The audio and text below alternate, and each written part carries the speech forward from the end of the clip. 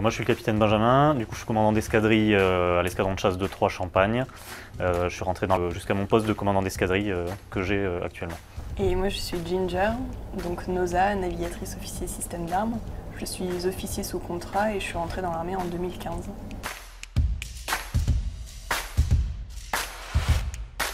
Alors un escadron de chasse, c'est pas que des pilotes, et encore plus à Nancy. À Nancy, donc on a des personnels navigants, pilotes et navigateurs parce qu'on vole sur Mirage 2000D qui est un avion biplace. Donc l'escadron regroupe un certain nombre de pilotes et de navigateurs, mais aussi tout un panel de personnel qui va leur permettre de réaliser la mission, donc de s'entraîner et de réaliser la mission en opération extérieure. Donc ça peut être des officiers, sous-officiers renseignements, ça peut être des secrétaires, on a énormément de personnel divers et variés au sein de l'escadron. Je suis tombé dedans quand j'étais petit, finalement, au début avec des meetings aériens. C'est la passion de l'aéronautique, on va dire, en premier qui me pousse. Et puis finalement, très rapidement, on se rend compte qu'il y a la dimension militaire aussi qui est importante. Donc moi, c'est vraiment ces deux dimensions-là de creuser et de poursuivre dans cette carrière. En 2009, je suis allée voir la patrouille de France qui passait en Alsace pour la fermeture de la base aérienne de Mayennheim à l'aéronautique, à l'armée, à l'aviation, à savoir quel était le cursus pour intégrer tout ça. Et c'est là que je me suis tournée vers l'aviation de chasse et vers le métier de NOSA. Et puis donc j'ai poursuivi le cursus de formation de l'armée de l'air.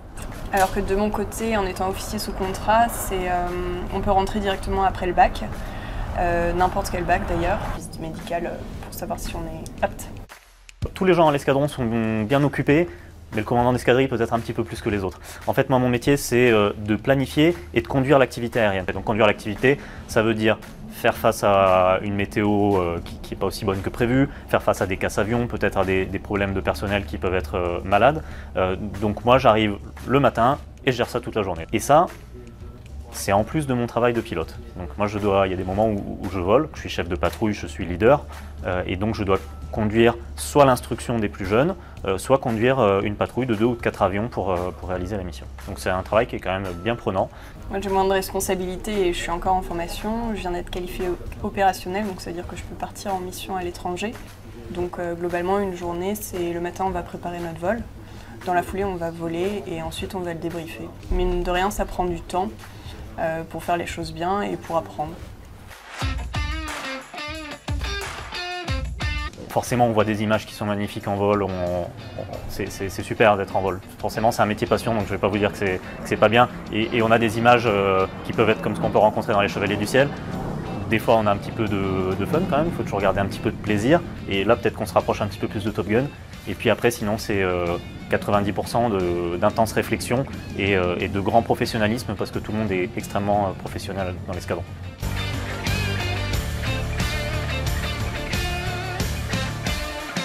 C'est vrai qu'on a tendance à voir juste la finalité du vol. On se dit un vol standard, ça peut durer entre 1 et 2 heures sans ravitaillement en vol pour une mission d'entraînement basique. Mais c'est vrai qu'autour de ça, en fait, il y a énormément de préparation. Pour une mission qui est courte finalement, il peut y avoir 1, 2, voire 3 heures de préparation, environ 30 minutes de briefing, puis on va marcher à l'avion, environ 45 minutes avant le décollage.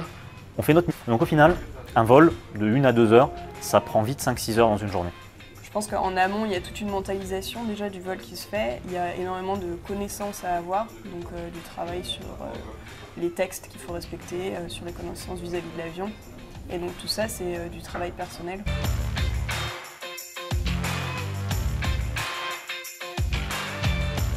Moi, je suis parti 4 fois en opération extérieure. Donc j'ai participé uniquement à l'opération Barkhane. En Afrique, j'ai été basé, tout commence à bien la connaître parce que c'est vrai que ça fait un petit moment qu'elle dure et on commence à maîtriser un petit peu le sujet, même s'il y a toujours des évolutions qui rendent la chose toujours intéressante. Et ben moi je reviens, c'était ma première OPEX également à Niamey. Donc là-bas on y reste 2 mois. On a tout un panel de missions à réaliser pour lesquelles on s'entraîne, avec lesquelles on est en liaison radio via un JTAC. Et donc ça c'est extrêmement enrichissant, surtout pour le navigateur également parce qu'on est directement en contact avec le JTAC. Et c'est une des missions qui à mon sens est la plus intéressante parce qu'il y a un vrai échange entre les personnes qui sont en B. Et le but c'est qu'on s'entraide et c'est ce qu'on fait vraiment en OPEX. Donc finalement, quand on rentre de mission, souvent on prend quand même 1 ou 2 semaines de permission histoire de souffler un petit peu. On doit revenir en France finalement dans le quotidien de l'escadron de chasse, donc une arrivée, on va dire arrivée à 8 h le matin et puis départ 17 h pour ceux qui partent le plus tôt, et puis des fois ça se prolonge un petit peu dans la soirée si on a des missions qui sont longues à débriefer ou à préparer. Il ne faut pas forcément croire qu'on est plus à fond en OPEX, on a quand même aussi un bon rythme à l'escadron en France.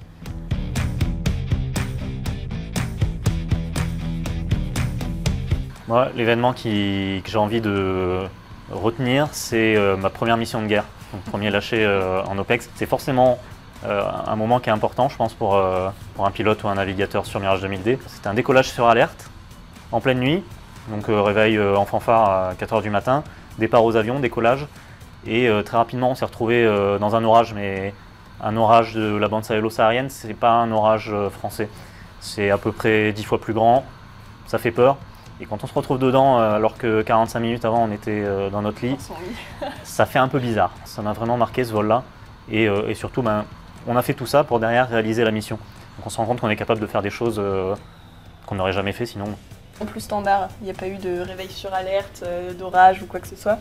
Mais il y a une partie de nous qui se dit « Ok, là on est en train de réaliser ce pourquoi on a été formé ». C'est pas anodin parce qu'on est au-dessus d'un territoire qui est relativement hostile. On prépare nos affaires minutieusement et on se dit, par exemple, on a une Mae West dans laquelle il y a des outils si jamais on est amené à s'éjecter pour survivre, pour se signaler, etc. Et dedans, on a une arme également. Et rien que d'emporter une arme sur soi, ça fait bizarre. On réalise plein de choses et on se dit que c'est pas anodin ce pourquoi on part en vol.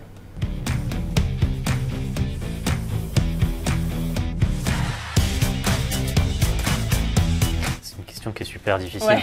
C'est super difficile parce qu'en fait ce métier il est hyper riche, il est hyper varié. C'est peut-être finalement ça qui est le plus intéressant. Il n'y a pas une mission, une journée, on rencontre des gens, on rencontre des situations qu'on n'aurait jamais rencontrées autrement. Donc c'est vraiment quelque chose de très varié, très riche. On ne va pas se le cacher, il y a la passion du vol qui prend une énorme place. En même temps, on a aussi le côté où on travaille pour la France, on s'entraide et il y a le côté don de soi qui n'est pas anodin.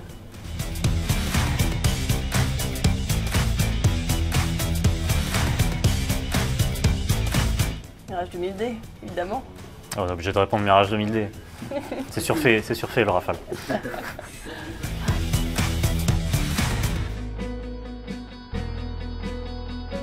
Une chose, c'est garder cette flamme, garder cette passion, parce que c'est ça qui fait qu'on arrivera à franchir toutes les étapes. C'est une formation qui est très longue, très difficile, qui demande des sacrifices, mais tant qu'on a cette flamme, on est prêt à continuer à franchir les étapes et à s'investir pour y arriver. On est en vol et toujours avoir une motivation énorme.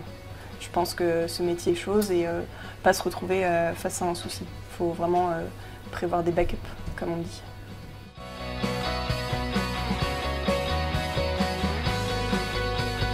De l'aviation, cette découverte d'un monde nouveau. Et puis après, beaucoup de récits de missions de guerre qui ont été faits, qui sont peut-être un petit peu plus récentes. Moi, je pense à un livre que j'ai lu il y a peu de temps, 70, avec notamment des missions sur F-100 Super Sabre ou sur Jaguar, et des missions en Afrique, qui ressemblent beaucoup à ce qu'on vit aujourd'hui, avec les moyens de l'époque, mais ça ressemble déjà beaucoup, donc ça me parle pas mal aussi. Ça.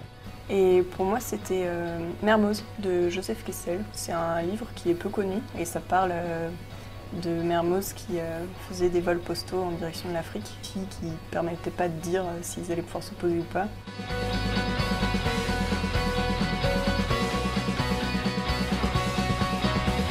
Moi j'ai envie de dire, premièrement il faut être passionné, et deuxièmement il faut oser. Je me souviens quand j'étais adolescent et que j'ai pris la décision de me lancer dans cette carrière-là, je me suis dit est-ce que ça va pas être trop dur pour moi? Est-ce que je vais y arriver? C'est une formation qui est très difficile. Puis finalement j'ai dit non. Je suis obligé d'essayer ça. Ça a l'air trop bien. J'aime trop ça, il faut que j'essaye ça. Et puis finalement, me voilà aujourd'hui. Donc il faut oser et garder cette flamme dont je parlais tout à l'heure. Réussite. Et on se dit, non mais c'est pas possible que je sois dedans. Il faut oser, c'est un très bon mot. Faut pas hésiter. Et le jeu en vaut la chandelle.